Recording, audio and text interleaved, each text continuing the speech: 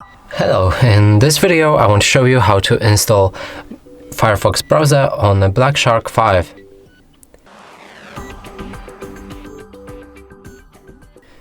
So in order to do this, first let's open our Google Play Store. From here, enter Firefox in the search pool.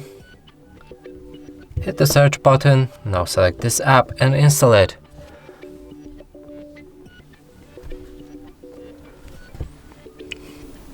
After installation process is complete, you should be able to open this app.